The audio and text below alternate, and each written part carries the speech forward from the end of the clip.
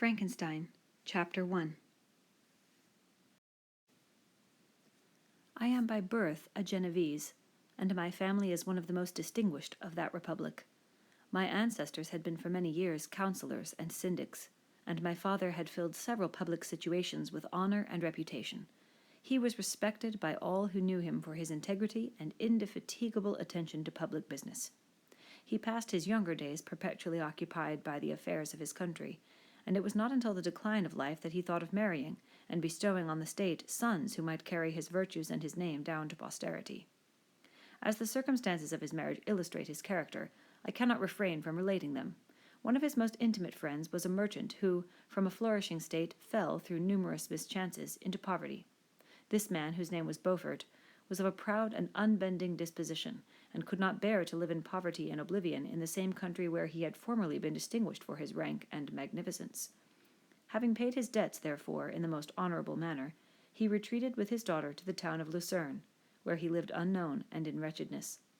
My father loved Beaufort with the truest friendship, and was deeply grieved by his retreat in these unfortunate circumstances.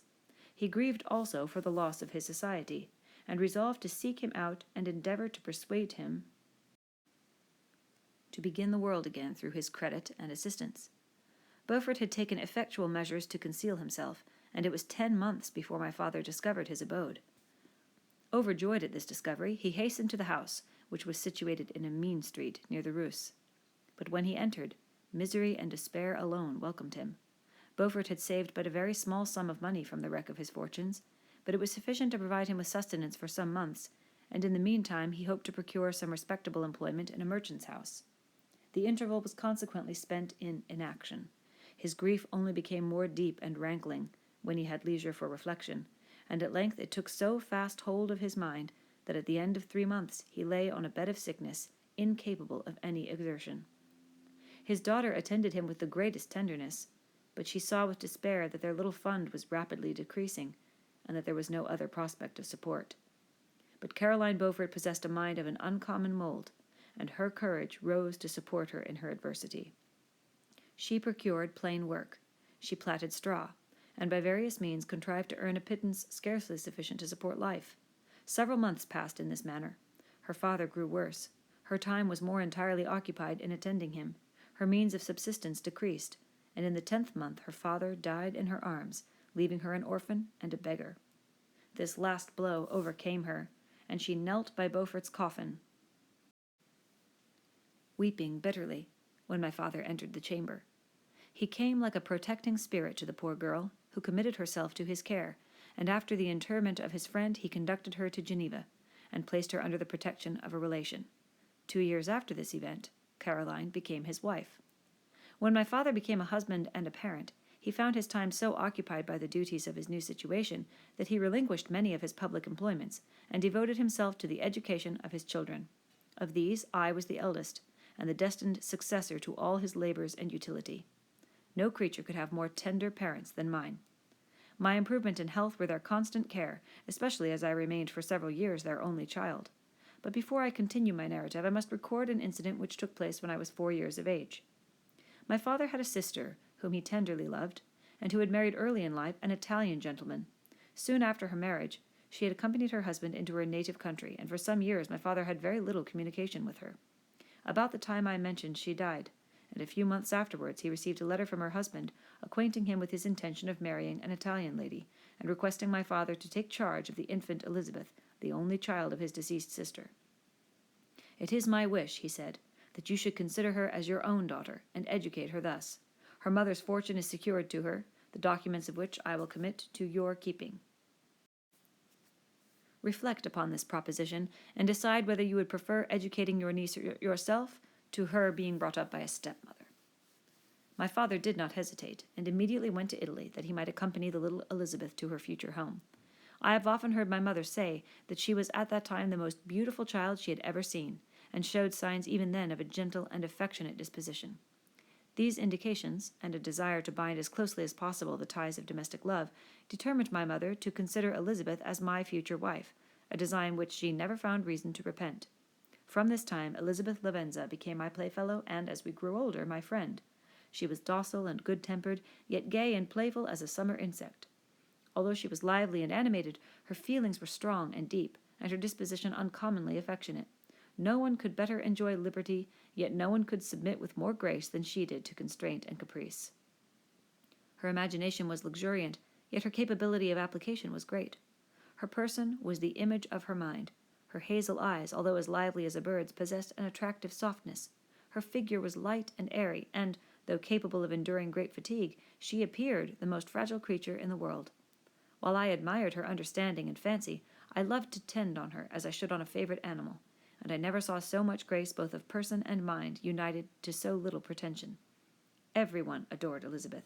If the servants had any request to make, it was always through her intercession.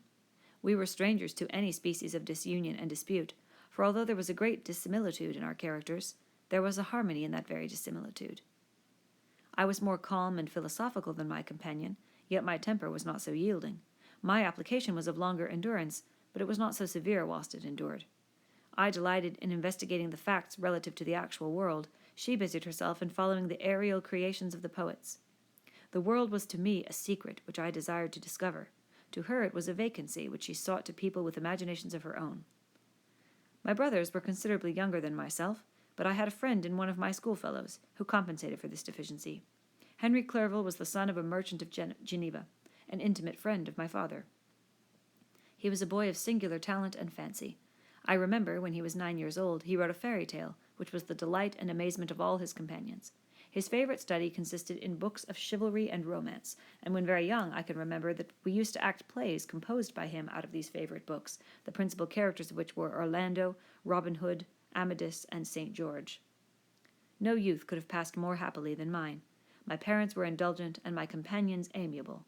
Our studies were never forced, and by some means we always had an end placed in view, which excited us to ardor in the prosecution of them. It was by this method, and not by emulation, that we were urged to application. Elizabeth was not incited to apply herself to drawing, that her companions might not outstrip her, but through the desire of pleasing her aunt, by the representation of some favorite scene done by her own hand. We learned Latin and English, that we might read the writings in those languages, and so far from study being made odious to us through punishment, we loved application, and our amusements would have been the labors of other children. Perhaps we did not read so many books, or learn languages so quickly as those who are disciplined according to the ordinary methods, but what we learned was impressed the more deeply on our memories. In this description of our domestic circle I include Henry Clerval, for he was constantly with us. He went to school with me, and generally passed the afternoon at our house. For being an only child, and destitute of companions at home, his father was well pleased that he should find associates at our house, and we were never completely happy when Clerval was absent. I feel pleasure in dwelling on the recollections of childhood, before misfortune had tainted my mind, and changed its bright visions of extensive usefulness into gloomy and narrow reflections upon self.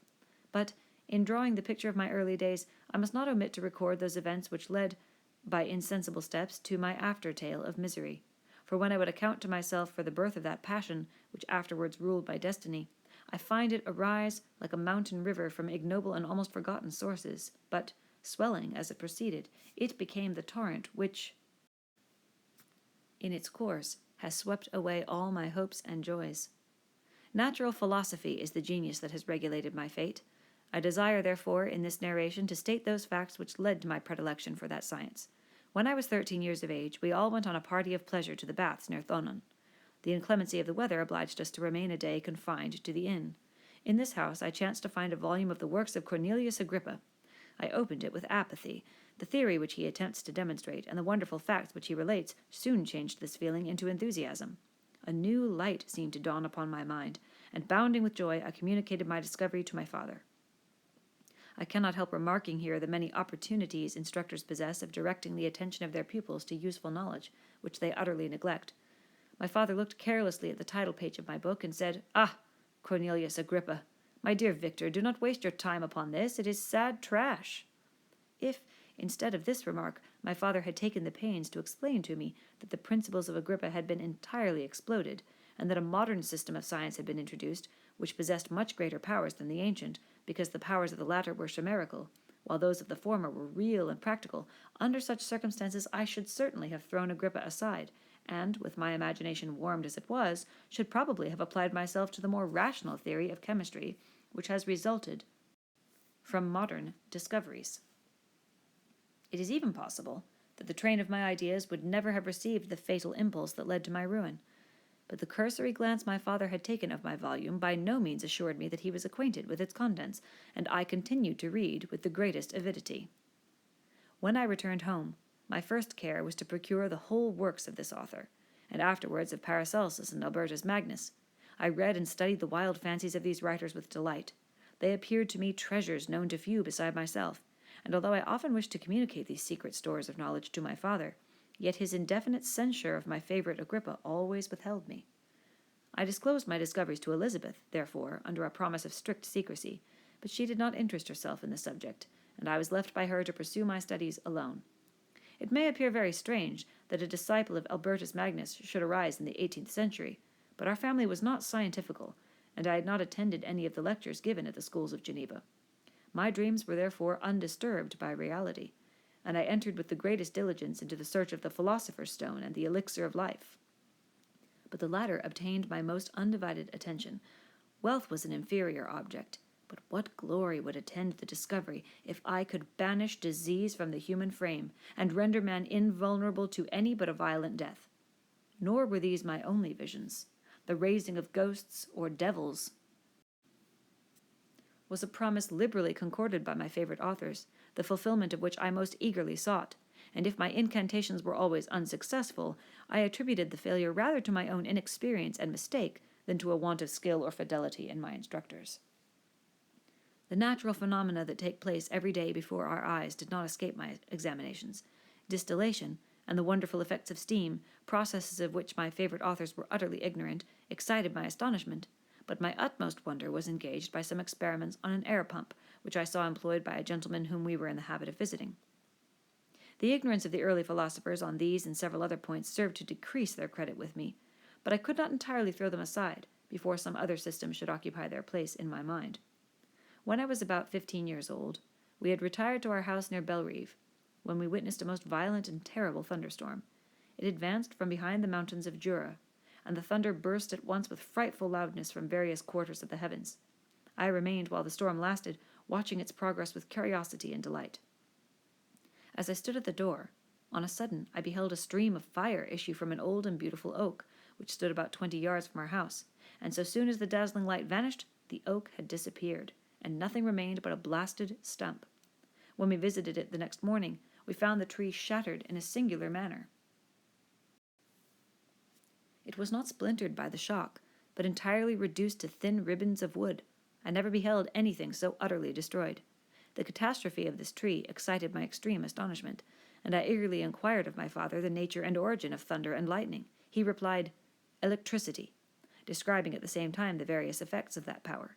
He constructed a small electrical machine and exhibited a few experiments. He made also a kite with a wire and string which drew down that fluid from the clouds.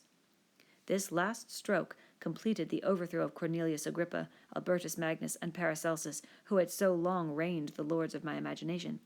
But by some fatality I did not feel inclined to commence the study of any modern system, and this disinclination was influenced by the following circumstance. My father expressed a wish that I should attend a course of lectures upon natural philosophy, to which I cheerfully consented. Some accident prevented my attending these lectures until the course was nearly finished. The lecture, being therefore one of the last, was entirely incomprehensible to me. The professor discoursed with the greatest fluency of potassium and boron, of sulfates and oxides, terms to which I could have fixed no idea, and I became disgusted with the science of natural philosophy, although I still read Pliny and Buffon with delight, authors in my estimation of nearly equal interest and utility. My occupations at this age were principally the mathematics, and most of the branches of study appertaining to that science. I was busily employed in learning languages. Latin was already familiar to me, and I began to read some of the easiest Greek authors without the help of a lexicon. I also perfectly understood English and German. This is the list of my accomplishments at the age of 17, and you may conceive that my hours were fully employed in acquiring and maintaining a knowledge of this various literature. Another task also devolved upon me when I became the instructor of my brothers. Ernest was 6 years younger than myself, and was my principal pupil. He had been afflicted with ill health from his infancy, through which Elizabeth and I had been his constant nurses. His disposition was gentle, but he was incapable of any severe application. William, the youngest of our family, was yet an infant, and the most beautiful little fellow in the world. His lively blue eyes, dimpled cheeks, and endearing manners inspired the tenderest affection. Such was our domestic circle, from which care and pain seemed forever banished. My father directed our studies, and my mother partook of our enjoyments. Neither of us possessed the slightest preeminence over the other. The voice of command was never heard amongst us, but mutual affection engaged us all to comply with and obey the slightest desire of each other.